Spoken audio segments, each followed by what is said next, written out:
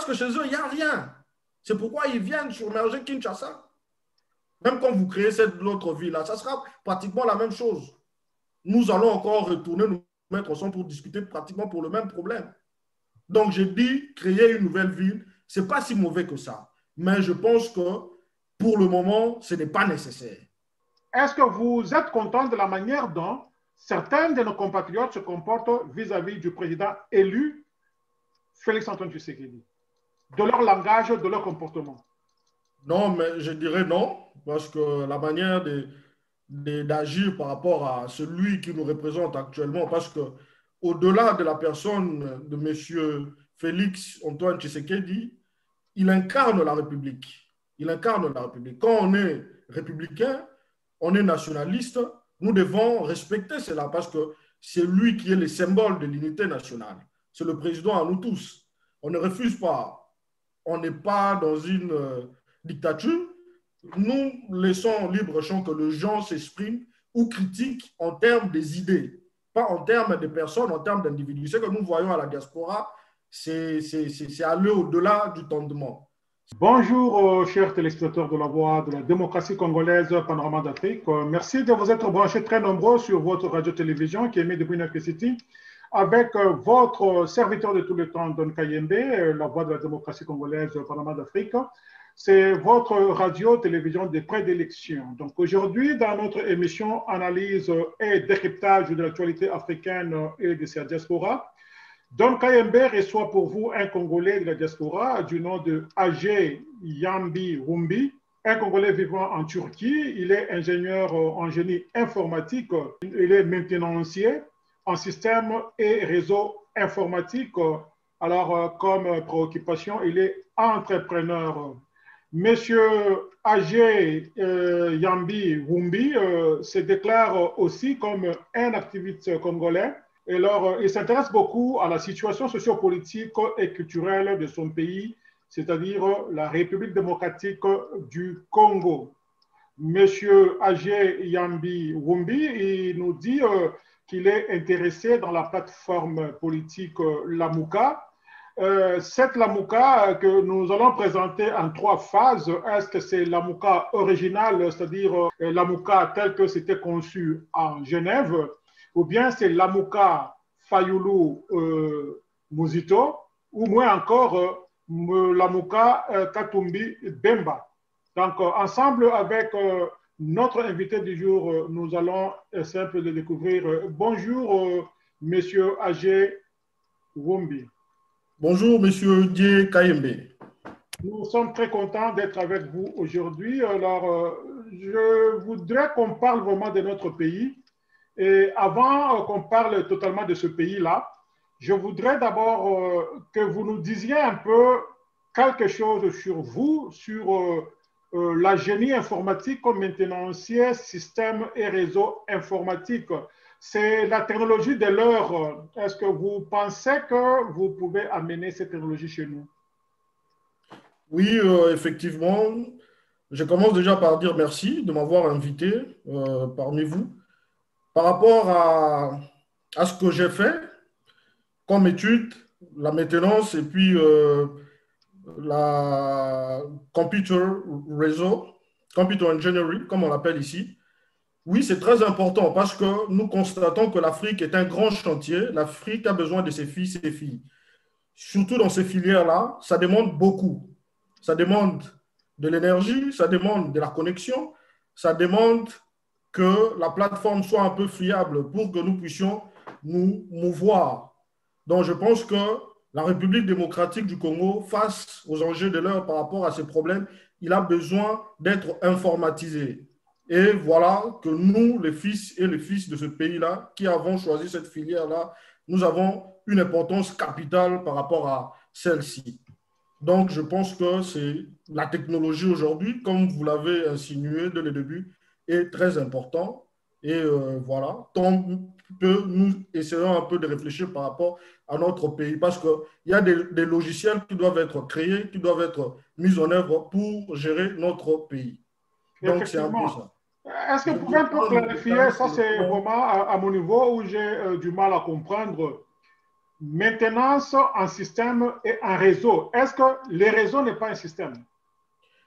Oui, les réseaux, c'est un système. Mais quand je parle de la maintenance, il faut savoir que nous avons le software et nous avons le hardware. Donc, la maintenance, ça se fait à deux volets. On peut le faire sur le plan hardware comme sur le plan software. Quand je parle sur le plan software, c'est Est-ce que un vous peu pouvez plus. expliquer, parce que quand vous dites hardware, software, moi je comprends, c'est l'anglais. Est-ce que vous pouvez un peu diluer ça pour ceux-là qui nous suivent, qui sont au Congo? Oui, quand je parle dans le sens hardware, c'est par rapport à la machine, par rapport à ce qui est palpable, ce qui est visible à l'œil nu.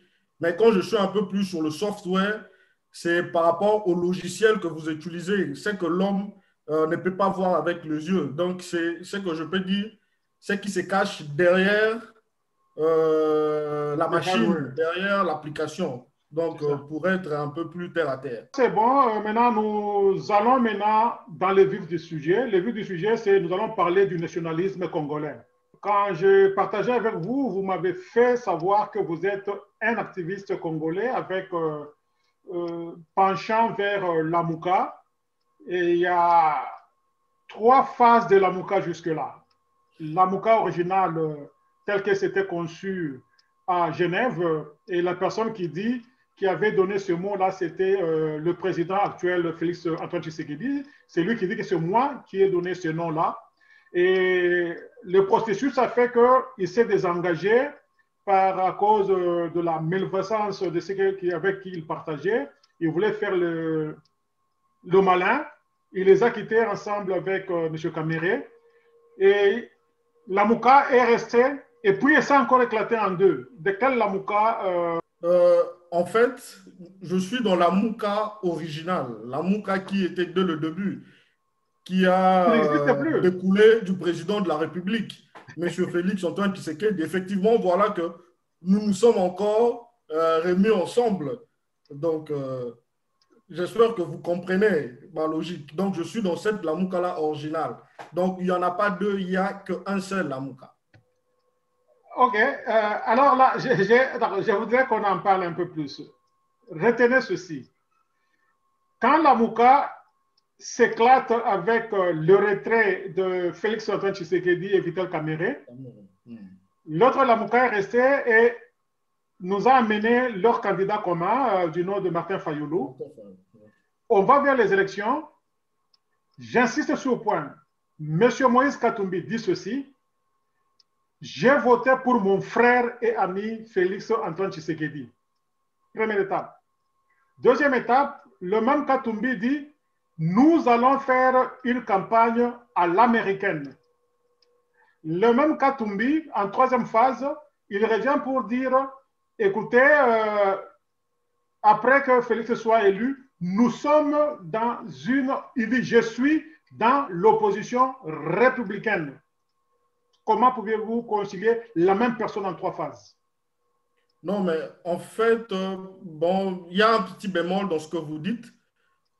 Si nous suivons bien la logique de la chose ou bien l'historicité de la chose, M. Katumbi et M. Bemba, dans ces votes-là, ils étaient exclus par rapport aux candidats communs. C'était entre M.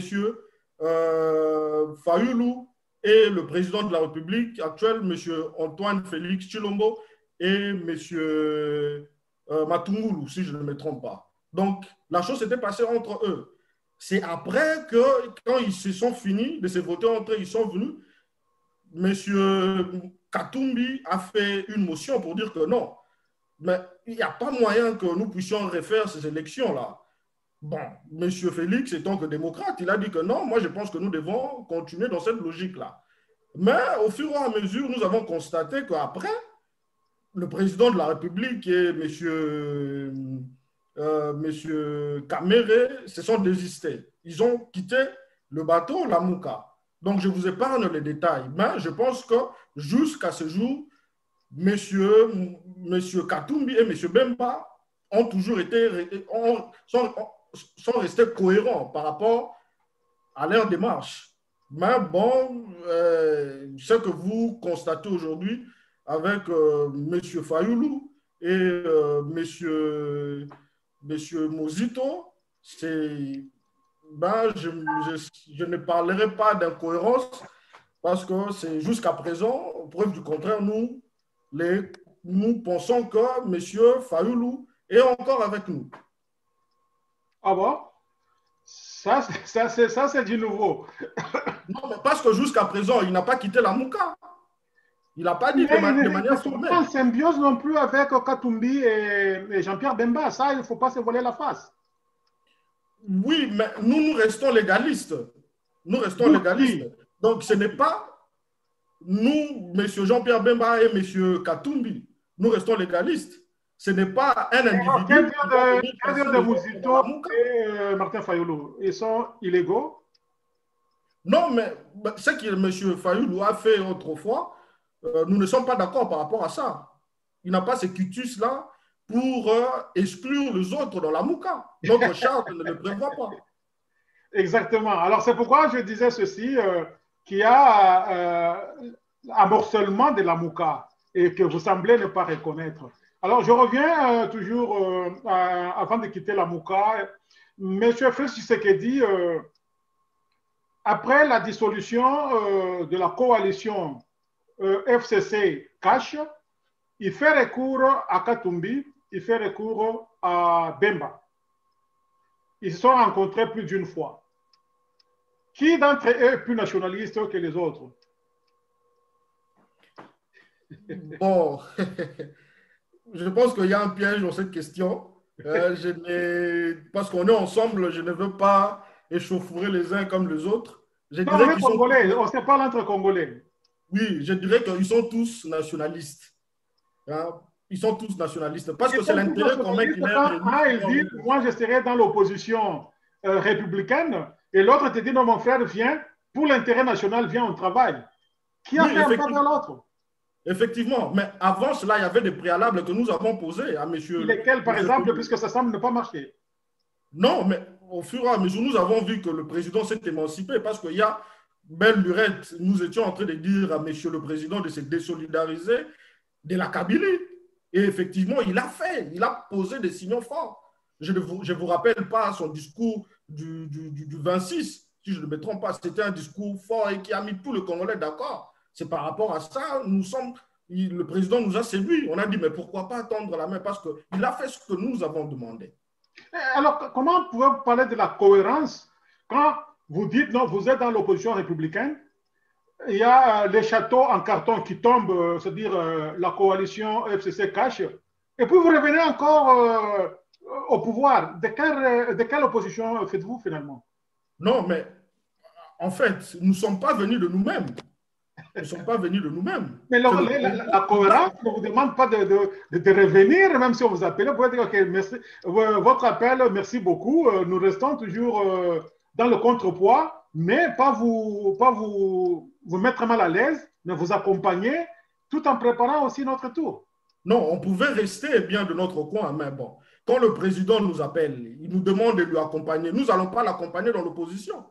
Alors, quelle est la condition que vous avez posée pour faire partir de la Mouka?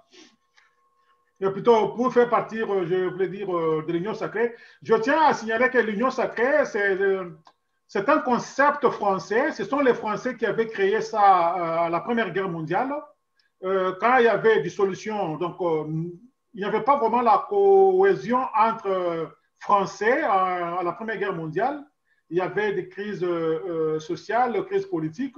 Alors, un des présidents a amené tout le monde à l'Assemblée nationale. Il a dit, écoutez, faisons tomber nos appartenances politiques, sociales et consorts. Soyons d'abord congolais, français. Nous nous battons pour la France et nous allons revenir à nos égaux après. Donc, c'est là où la conception du mot Union sacrée avait commencé. Au Congo, nous l'avons connu vers les années 90 avec l'Union sacrée de l'opposition, qui est pratiquement l'idée qu'on a conçue avec la Mouka à Genève, où on a dit non, cherchons un candidat commun. C'était ça pratiquement l'idée de l'Union sacrée vers les années 80. Alors, pour revenir à ma question, qu'est-ce que vous avez donné comme préalable pour revenir et rejoindre le président Félix Tshisekedi dans son idée et esprit de l'Union sacrée de la nation? Effectivement, le premier préalable, c'était celui de la rupture avec la gouvernance du passé, la Bon, là, rupture avec... là, c'est la rupture.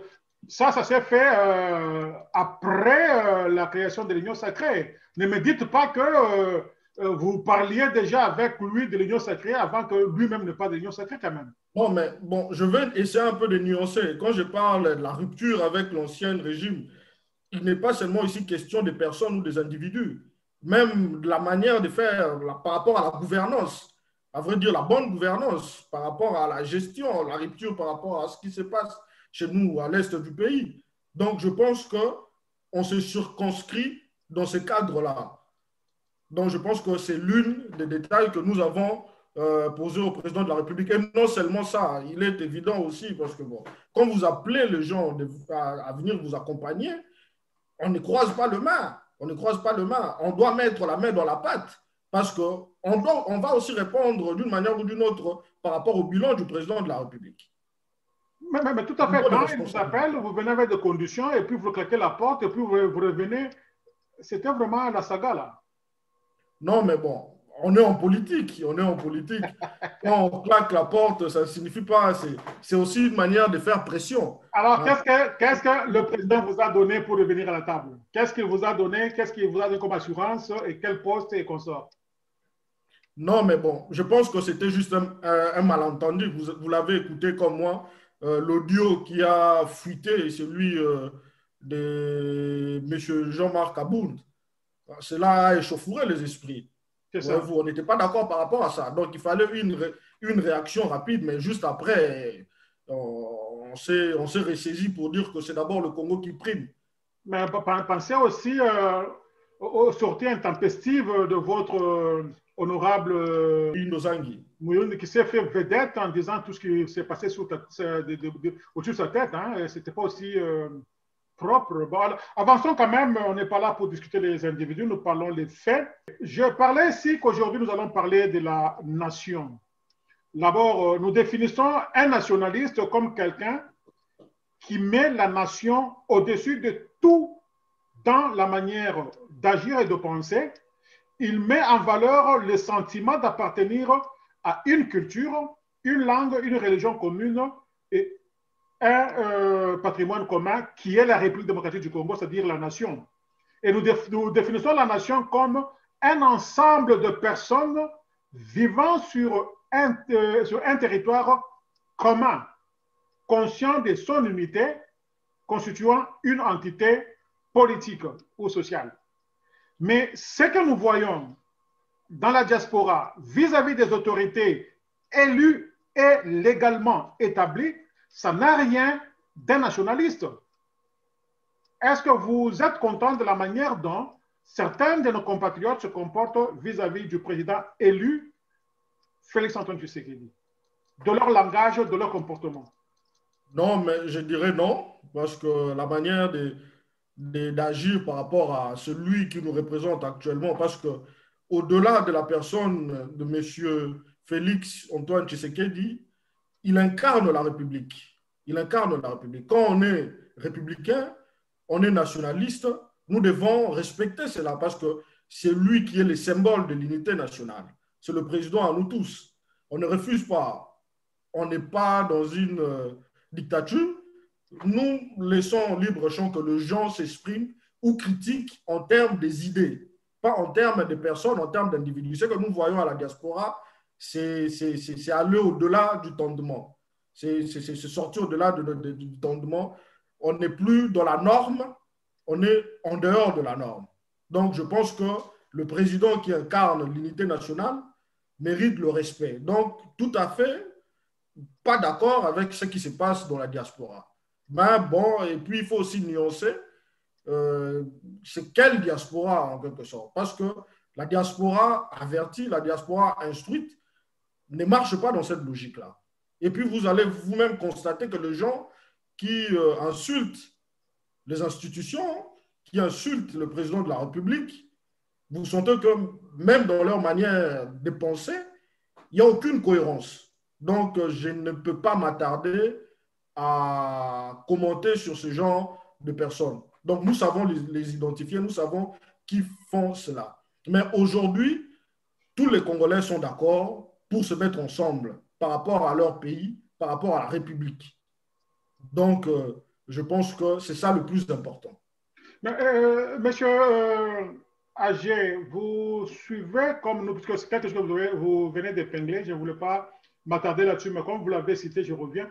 Vous ne voyez pas qu'il y a vraiment démission de l'intellectuel congolais sur la scène sociale et politique de la RDC. C'est maintenant la rue qui décide, c'est la rue qui dicte, c'est le comportement de la rue que tout le monde suit actuellement avec les réseaux sociaux et les YouTube et consorts.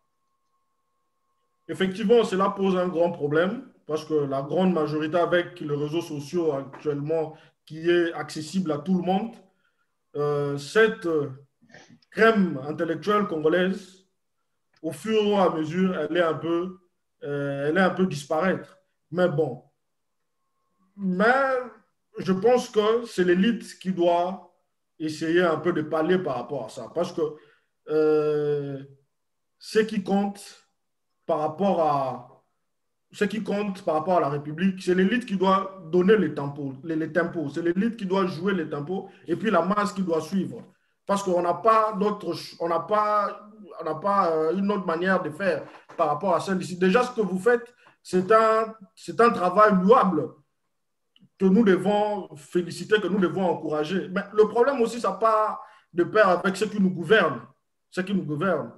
Parce que c'est eux qui doivent structurer la chose. C'est eux qui doivent célébrer des valeurs, célébrer l'élite. Mais nous pensons que ce n'est pas ça, c'est autre chose. C'est pourquoi nous voyons que, bon, aujourd'hui, l'homme congolais, il célèbre plus la médiocrité. L'homme congolais célèbre un peu plus la médiocrité. C'est ce qui pose problème. Mais déjà, ce qui nous gouverne, parce que c'est, par exemple, la philosophie des Itch dit, par exemple, la philosophie consiste à tabler sur l'espoir de renouveau et de combattre la culpabilité ou bien la cupidité. Voyez-vous? Donc, les gens qui doivent faire ça, ce sont ceux qui nous gouvernent. Donc, je pense que le président Félix-Antoine Tshisekedi, il a un énorme travail à faire. D'abord, tout commence par le casting qu'il doit faire. C'est par rapport à ça. C'est d'abord lui au sommet qui doit donner l'impulsion. Et puis, je pense que la foule ou bien la masse va suivre. Donc, je pense que le président, il n'est pas de tout repos. Hein. Il est partout. Il s'est beaucoup exprimé, surtout les débuts là-bas, cherchant à mettre tout le monde ensemble. Mais apparemment, son langage n'a pas été accepté. Donc, c'était vraiment l'occasion pour ses détracteurs de l'appeler de tout le mot d'oiseau. Est-ce qu'il y a-t-il quelque chose qu'il peut faire plus que ce qu'il a fait? Ben, je pense que oui, même lui-même, il a compris cela, le président de la République. Il a compris cela. C'est pourquoi il ne suit même pas ce que souvent les gens disent.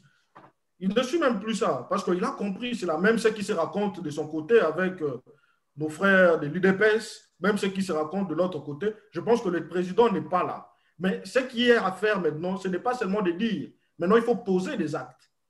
Voyez-vous, il faut maintenant poser des actes, ce qui est très important.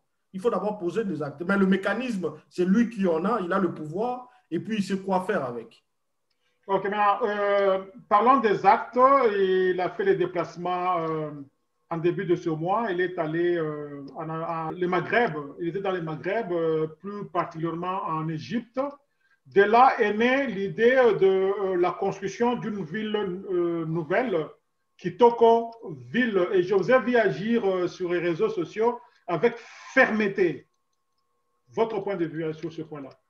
Oui, sur ce point-là, comme vous l'avez lu, d'emblée, je n'étais pas d'accord par rapport à cette ville-là. Parce que je me suis dit, nous avons déjà une ville qui est là, que les Belges nous ont laissée, qui date, mais nous n'arrivons pas à l'entretenir.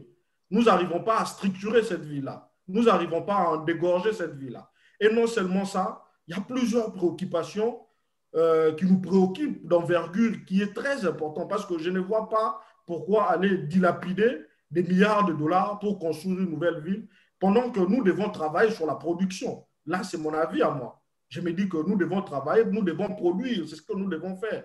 Parce qu'au fur et à mesure, nous observons que nos gouvernants ne font que dépenser de l'argent pour des histoires un peu plus subsidiaires, des histoires qui sont là que pour, comme je peux le dire terre à terre, des tape-lay.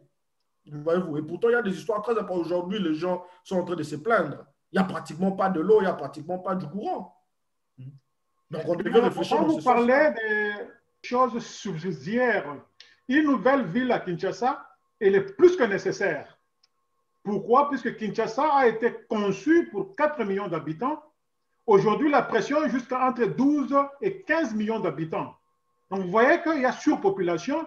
Et pour quelqu'un qui a fait ou qui a pris le cours de santé publique, qu'on parle d'une surpopulation sur une agglomération, on parle de décharge des ordures en grande échelle, 3-4 fois la population qui y vit. Est-ce que vous ne voyez pas que c'est nécessaire de désengorger cette agglomération? Monsieur Donkaï, posons-nous de bonnes questions. Pourquoi il y a surpeuplement à Kinshasa? Pourquoi? Ce sont nos frères et sœurs qui fuient à la province, qui fuient le chômage. Pensez-vous que si nous construisons cette nouvelle ville-là, il n'y aura pas surpopulation? Non.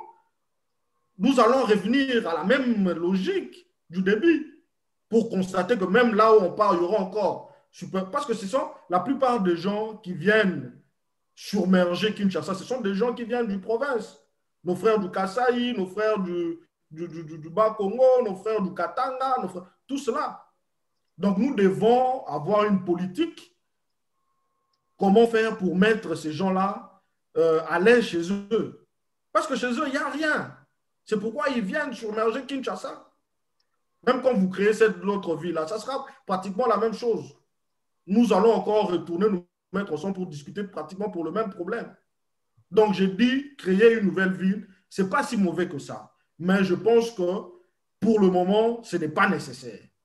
Vraiment, enfin, je ne sais pas dire plus que vous, puisque vous m'avez lu aussi, je n'étais pas aussi partant de cette idée, puisque j'ai donné l'anecdote disant la réponse ou bien la solution à une chemise sale, ce n'est pas nécessairement acheter une nouvelle chemise. On peut la nettoyer, elle sera propre, elle sera aussi nécessaire. C'est-à-dire, tous les Congolais, du temps, depuis Mobutu, quand les Blancs sont partis, immédiatement après l'indépendance, je voulais dire, on dit aux Congolais, votez pour nous, on va amener l'eau, l'électricité, la santé, l'éducation. Mais subitement, là, on prend cet argent pour aller faire une nouvelle ville parce que Kinshasa n'est pas le Congo.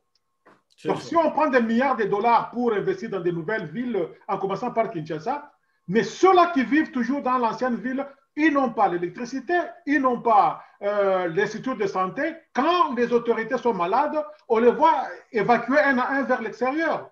Donc, je pense que ce n'était pas nécessaire. Je suis d'accord avec vous. Il faudrait que cette histoire soit comprise que tout Congolais n'est pas d'accord avec ce système de grands projets où les gens se créent de l'argent. C'est là où on se distribue des marchés, on se distribue des COP là-bas. Ça ne doit pas se faire. Donc, essayons de revenir aux bons offices, surtout à bonne intelligence. Monsieur Agé, nous parlons de nationalisme et de nation. Donc, un nationaliste défend sa nation. La République démocratique du Congo, avec son président Félix Antoine Tshisekedi, préside à la destinée de l'Union africaine depuis le premier de ce mois. Vous avez vu encore sur les réseaux sociaux, les gens n'ont pas compris la profondeur que si le président était parti à Addis Abeba et qu'il a pris le bureau sans l'assistance, sans l'audience, c'est puisque ce bureau-là était fermé depuis le 20 novembre de l'année dernière. Maintenant, les gens disent que non, s'il était là-bas, il n'y avait pas d'autres présidents des autres nations. C'était une façon de bouder la présence du chef de l'État. Qu'est-ce que vous en dites? Bon, par rapport à ça, nous avons quand même vu des tweets. Hein. Il y a certains présidents qui ont félicité le président Félix Antoine Tshisekedi. Si c'était le cas, je ne pense pas qu'ils allaient faire un tel exercice. Ça dit déjà beaucoup, même en termes de diplomatie. Sinon, vous avez déjà ici épinglé qu'il y a un problème que nous observons tous, celui de coronavirus. Donc, je pense que c'était par rapport à ça que la salle était fermée. Mais je n'ai pas plus d'informations par rapport à ça. Il y a certains qui les salles étaient fermées et on attendait qu'on fasse la désinfection des salles. Donc, personne n'a accès dans les installations de l'Union africaine. C'était vraiment une exception puisque c'était vraiment un événement de grande envergure qu'il fallait faire. C'est pourquoi on a ouvert ça exceptionnellement pour l'investiture du président Félix-Antoine Tshisekedi. Mais je ne sais pas pourquoi les gens s'attardent par rapport à ça. Parce que nous, les Congolais, nous aimons bien discuter par rapport aux futilités. Parce que l'impérium, il a le pouvoir, c'est lui le président de l'Union africaine. Voyons voir par rapport au fond, nous allons les critiquer par rapport à ça. Et non rien que par rapport à la forme. Parlons maintenant des actions du chef de l'État. Il est passé à la télévision pour décrier le bilan de ces 2 dernières années qui s'est passé dans la coalition avec FCC.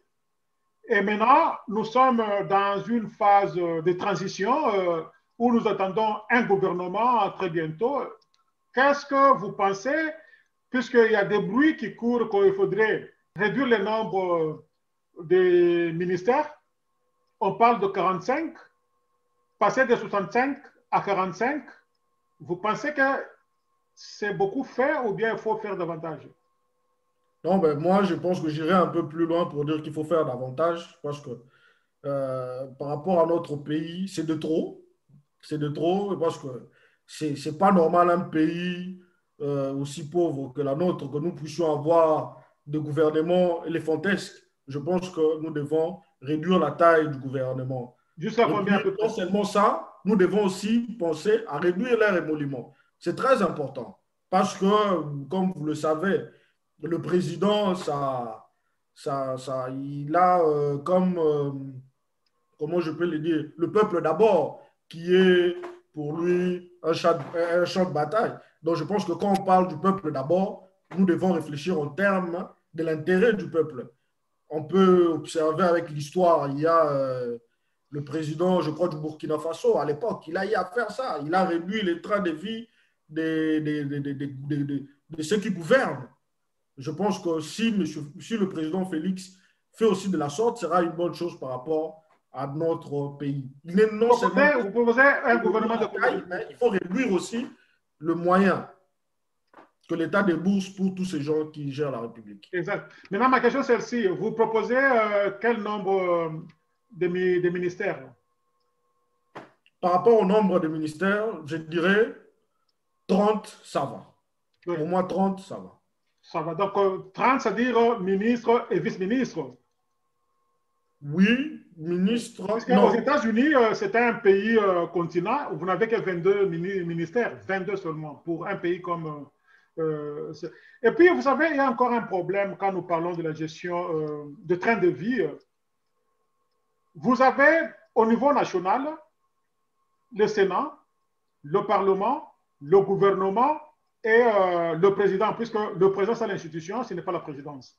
Vous descendez au niveau de chaque province. Vous avez presque la même structure. Et quand nous savons bien, les gens qui travaillent au niveau de ces structures-là ne produisent pas. Il faut qu'ils consomment. Est-ce que vraiment au niveau des provinces, 26 provinces, on a besoin vraiment des gouvernements provinciaux? Est-ce qu'on a besoin de parlements provinciaux vraiment? Bon, nous devons aussi être réalistes. On ne doit pas aller un peu plus vite en besogne.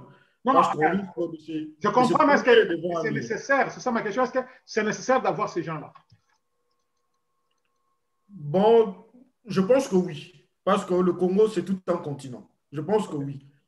Rien que comme nous observons, tu peux le constater, vous pouvez le constater, excusez-moi de vous tutoyer, vous pouvez le constater, il y a le Premier ministre qui a fait pratiquement 2 ans, il y a des coins de la République qui n'est pas arrivé. Vous serez d'accord avec moi? Là, ce n'est pas la grandeur, il n'a pas seulement eu un plan pour... Les autres l'ont fait, le président a circulé et tout le monde circule sauf lui. Est-ce que c'était le poids de son âge? Vous pouvez avoir raison dans ce sens-là, mais je pense que pour le moment, soyons réalistes, nous devons rester là, mais en demandant aussi à nos gouverneurs qui créent leur gouvernement un peu plus restreint aussi. Que nous ne puissions pas avoir de gouvernement éléphantesque au niveau du province. Non, là, les gouvernements sont vraiment, ils ne sont pas nombreux, puisque chaque personne cumule 2 ou 3 ministères, hein, donc ça, c'est connu comme ça. Bon, alors, M. Agé, nous tendons vers la fin. Je vais encore revenir sur la question que nous avions avant. Si aujourd'hui, si jamais on ferait recours à vous pour entrer au pays dans votre domaine, par où pouvez-vous commencer? Oui, si on faisait recours à moi pour entrer au pays, la première chose, nous avons besoin d'une bonne connexion. Là, on va encore Connexion discuter. Internet. Oui, la connexion Internet, nous allons encore discuter en termes de fibre optique. Nous ne savons pas jusqu'où c'est arrivé ces projets-là. Voyez-vous. Donc, c'est un problème par rapport à nous, les informaticiens, pour travailler dans notre pays. On a des projets, mais bon, on se bute à certaines difficultés par rapport à l'Internet, par rapport à l'électricité, par rapport à l'énergie, par rapport à tout ça. Mais s'il y a des moyens, nous allons essayer un peu d'abord d'informatiser Quand l'État. nous disons, non, non, écoutez, il ne faut pas parler de s'il y a le moyen. Je vous dis, on fait recours à vous en tant qu'expert. Vous descendez là-bas. Qu'est-ce que vous allez demander au chef de l'État ou bien au gouvernement pour vous mettre dans des conditions optimales de votre travail afin que le Congo puisse bénéficier de votre expertise? Effectivement, pour la première chose, nous allons d'abord demander que l'État, que ce soit les finances publiques, que ce soit comment toutes les administrations soient d'abord informatisées, comme je l'avais déjà dit au début, puisse avoir une base de données réelle. Parce que en soi, quand nous observons ce qui se passe chez nous là-bas, on n'a pratiquement pas de données correctes. Et puis, je pense qu'avec ça, c'est la technologie qui doit le faire. Par exemple, en termes de recensement, je pense que la technologie sera quelque chose de fiable, même par rapport à combattre la corruption comme le président veut le faire. Je pense que l'informatique sera quelque chose de fiable. Et là, déjà, je salue le président de la République parce ils sont allés dans cette logique-là. J'ai des amis, des experts qui travaillent, par exemple, au niveau de la santé, qui sont en train déjà de formatiser, d'établir sur un système par rapport à ça. Et je pense que si nous devons continuer dans ce sens-là, que ce soit en termes économiques, en termes au niveau de la police, de la criminologie, tout ça, nous devons tous intégrer cela en liaison des logiciels, des applications. Donc, je pense que je vais m'établir sur ça. OK. Alors, la toute dernière question, vous suivez un peu du bruit sur l'Internet pour la voie de communication ferroviaire. Donc, on veut connecter le Congo par les rails, Kinshasa jusqu'à Boma, Kinshasa. Donc, le rail qui va contourner le Congo pour 45 milliards de dollars. Votre point de vue, Anémon? Bon, nous en avons eu trop de promesses. Je pense que il faut commencer. Il faut commencer. Pas plus tard aujourd'hui, j'ai essayé d'appeler vers le Bas-Congo, à Banana, là-bas, pour poser la question à mes frères qui sont là-bas, mais comment ça évolue avec le port. On me signale même pas un sac de ciment qui a été déjà jeté. Donc, je pense que il faut vraiment commencer. On peut commencer à spéculer, à imaginer, à dire des choses. Je garde ma soif par rapport à ça. Je ne veux pas m'étaler ici, mais je pense que l'idée, elle est bonne. Si on le fait, c'est une bonne chose, nous allons applaudir parce qu'on en a besoin. On doit relier notre pays, c'est plus important. Parce que même le Belge, à l'époque, ils ont compris ça, hein, que la République du Congo sans chemin de fer, c'est vraiment, c'est pas grand-chose. Donc, je pense que nous devons tabler par rapport à ça, essayer de relier notre pays. Et puis, même ça aussi, ça va amener aussi une cohésion nationale. Parce que je sais qu'il y a des gens, par exemple, à Kinshasa, qui ne sont jamais allés chez moi à l'Équateur, qui ne sont jamais allés même à Kisangani ou bien, voyez-vous, si on fait ça, c'est une bonne chose. J'aimerais vraiment que le président puisse poser des actes. Poser des actes. Exact. En tout cas, il ne me reste plus qu'à dire un très grand merci, Monsieur Agé Yambi Wumbi. Nous sommes très flattés d'avoir partagé avec vous.